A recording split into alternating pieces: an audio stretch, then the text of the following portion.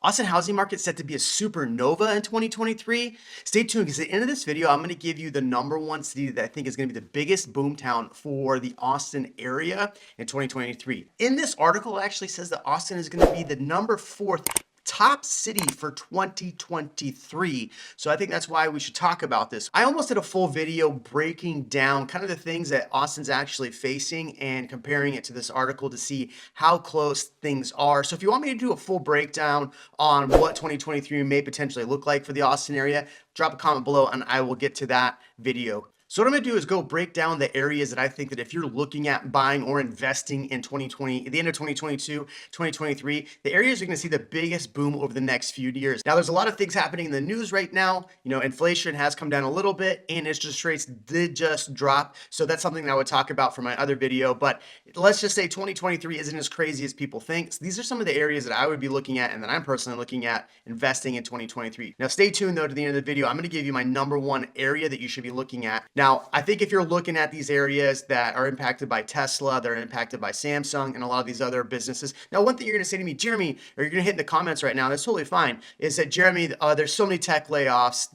But if you look at it, the Austin area is at a 2.6 unemployment rate. So absorbing some of these layoffs might not be that bad. And some of these people might not actually be in Austin because they're working remotely. So keep that in mind that not all of these layoffs will impact the Austin area. So that's just something I want to put out there.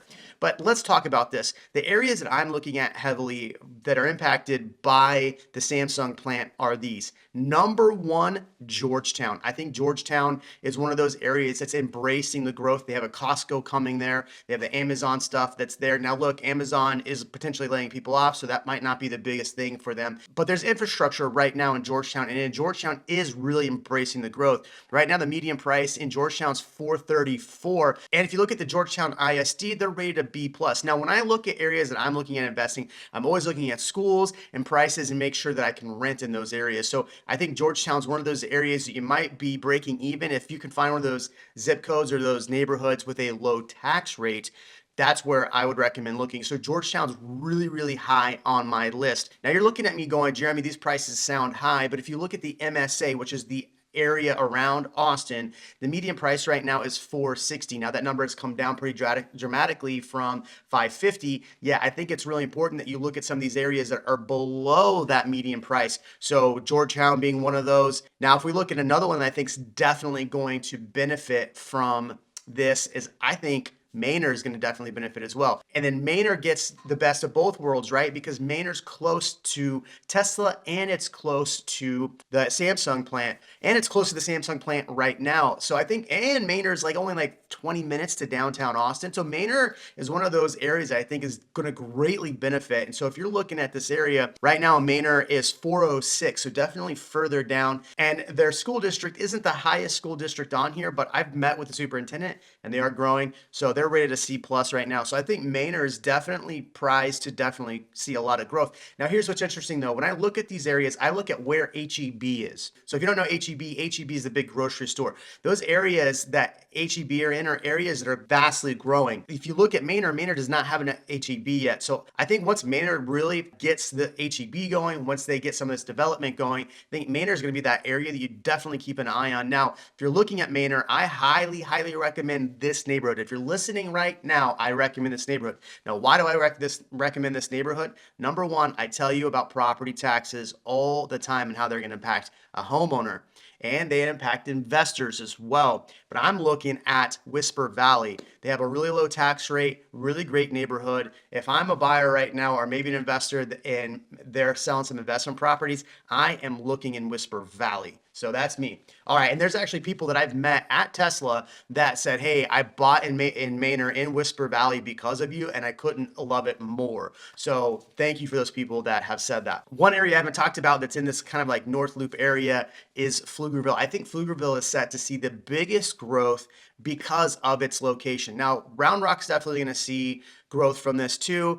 I didn't really put Round Rock on here because a lot of times you see Round Rock, Austin, MSA, or Round Rock, Austin. Look, Round Rock's definitely going to see growth from this, but I'm talking about those areas that maybe aren't on everybody's map. I think Pflugerville being at 436, Round Rock being at 455. See, that's why I didn't put Round Rock on there. Round Rock's a little bit closer to that median price right now, whereas Pflugerville's a little bit further down at 436. So I think all of these little areas in this are going to really see growth. Now you're saying to me, Jeremy, but you didn't talk about Taylor yet. Taylor's getting Samsung. They should see the most growth. I think if I'm looking right now, I'm looking more towards Elgin as far as like proximity, because Elgin actually is a 1,700 unit complex coming in there right now. So I look more towards Elgin versus Taylor right now. And there's this article out by Austin Business Journal talking about how Taylor, the people that own land in Taylor are getting ready for big paydays. And so I think it's important that if you're buying in that area, and especially if you're investing, I'm looking at more buying land and doing apartment complexes or something on a larger scale than buying single family homes there. So does that make sense? So I'm getting down this list because I do think there's a couple areas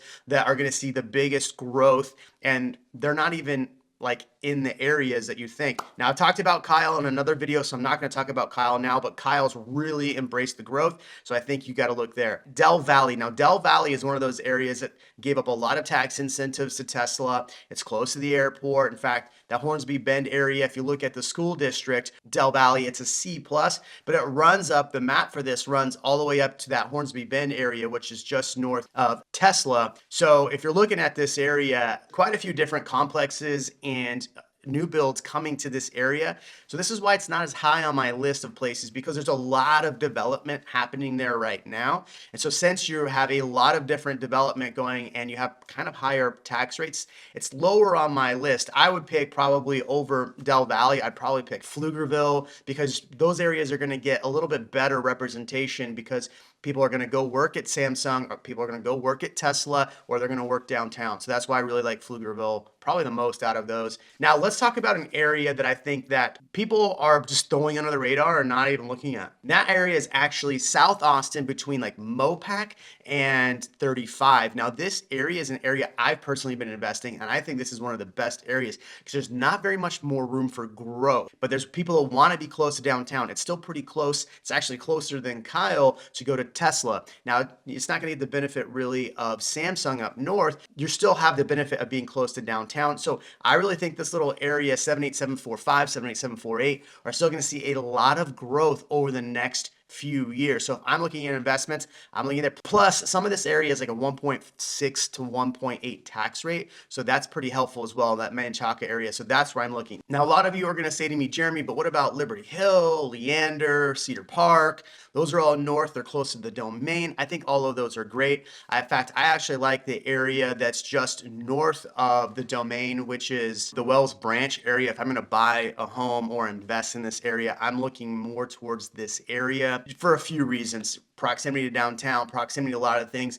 If somebody doesn't really want to live, right close to the Samsung plant, they're going to go there. They have opportunity to go to the other Samsung plant, or even down to Tesla. So that's why I'm looking at this area. I think West Austin in 2023 and going forward is seeing a lot of development. I really, really like West Austin as far as like future developments. There's just an announcement about a pretty cool little complex coming in West Austin. This is just out through Austin Business Journal. So I really like this. One area that I personally really, really like, and I moved in this area for a lot of these reasons, is Dripping Springs. I think Dripping Springs is set to have pretty big growth, especially since they just removed the moratorium on building. So look for that as an area where we're going to see a lot more development, more shopping centers come online and things like that, especially since the Y project is opening up and making it a little bit easier to get to downtown to Dripping Springs. So out of all of these areas, where do I think the biggest growth for investments is going to be, the biggest growth for 2023? Where would I stick my money? Well, number one, I'm probably going to stick my money in South Austin, like I've already said.